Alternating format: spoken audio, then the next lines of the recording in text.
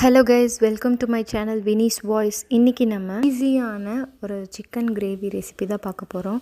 இது ரொம்ப ரொம்ப ஈஸி, சீக்கிரம் செஞ்சிடலாம். ஸோ இது எப்படி ட்ரை பண்ணுறதுன்னு வாங்கலாம் பார்க்கலாம்.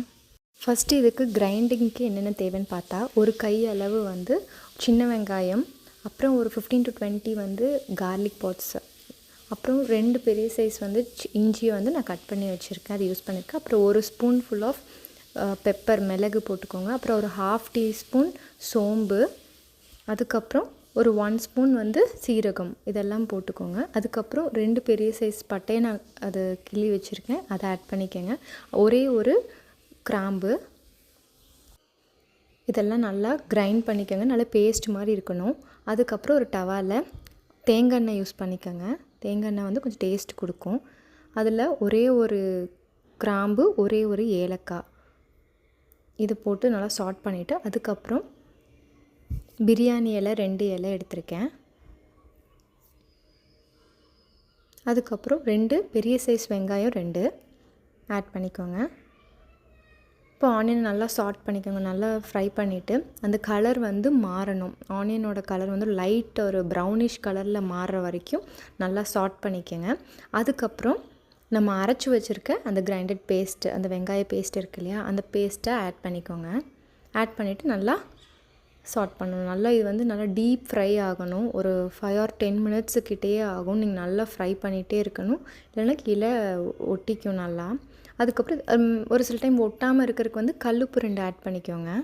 ஆட் பண்ணிட்டிங்கன்னா உங்களுக்கு கீழே டவாவில் ஒட்டாது, நல்லாயிருக்கும். நல்லா ஸ்டிர் ஃப்ரை நல்லா கொடுத்துட்டு ஒரே ஒரு மீடியம் சைஸ் தக்காளி ஆட் பண்ணிக்கோங்க. ரொம்ப வேணும்னு நினச்சிங்கன்னா இன்னொரு தக்காளி ஆட் பண்ணிங்கன்னா கொஞ்சம் கிரேவி கன்சிஸ்டன்சி நல்லாயிருக்கும். நல்லா இந்த மாதிரி நல்லா டீப் ஃப்ரை பண்ணிக்கோங்க. அதுக்கப்புறம் மசாலாஸ், நான் ஒரு 4 ஸ்பூன் மிளகாத்தூள் போட்டிருக்கேன், அப்புறம் 3 ஸ்பூன் மல்லித்தூள் போட்டிருக்கேன். அதுக்கப்புறம் சிக்கன் மசாலா கொஞ்சம் ஆட் பண்ணியிருக்கேன், ஒரு 2 ஸ்பூன்ஸ் சிக்கன் மசாலா ஆட் பண்ணியிருக்கேன். நல்லா இதிலையும் நல்லா ஸ்டிர் பண்ணிக்கோங்க. ஸ்டிர் பண்ணிவிட்டு அதுக்கப்புறம் நீங்கள் சிக்கன் ஆட் பண்ணிக்கலாம். அதுவும் நல்லா ஸ்டிர் பண்ணிக்கோங்க. அதுக்கப்புறம் இப்போ சால்ட் ஆட் பண்ணுங்கள், ராக் சால்ட் ஆட் பண்ணிக்கோங்க. அதுவும் கொஞ்சம் நல்லா டேஸ்ட் நல்லாயிருக்கும். அது கொஞ்சம் க்ளோஸ் பண்ணி வச்சுருங்க. ஸ்டிர் பண்ணிட்டு க்ளோஸ் பண்ணி வச்சிட்டிங்கன்னா கொஞ்சம் இந்த மாதிரி தண்ணி வரும். இந்த தண்ணி வரதில் தான் டேஸ்ட்டே இருக்குது. நீங்களாக தண்ணி ஆட் பண்ணாதீங்க. பட் இன்கேஸ் உங்களுக்கு தண்ணி ஆட் பண்ணணுன்னு நினச்சிங்கன்னா லாஸ்ட்டில் சிக்கன் கொஞ்சம் ஒரு அரை வேக்காடு ஆனதுக்கப்புறம் தண்ணி ஆட் பண்ணிக்கோங்க. நான் அந்த அரைச்சி வச்சதுலேயே தண்ணி மிக்ஸ் பண்ணி ஊற்றிட்டேன். அதுக்கப்புறம் உங்களுக்கு எவ்வளோ அளவு தண்ணி வேணும்னாலும் நீங்கள் அதை யூஸ் பண்ணிக்கலாம். இது போத் ரைஸ் அண்ட் சப்பாத்தி இந்த மாதிரி ஐட்டம்ஸ்க்கு 2க்குமே நல்லாயிருக்கும். அவ்வளோதாங்க. கொஞ்சம் ஒரு கொரியாண்டர் லீவ்ஸ் போட்டு ரெடி, அவ்வளோதான். Chicken gravy ready.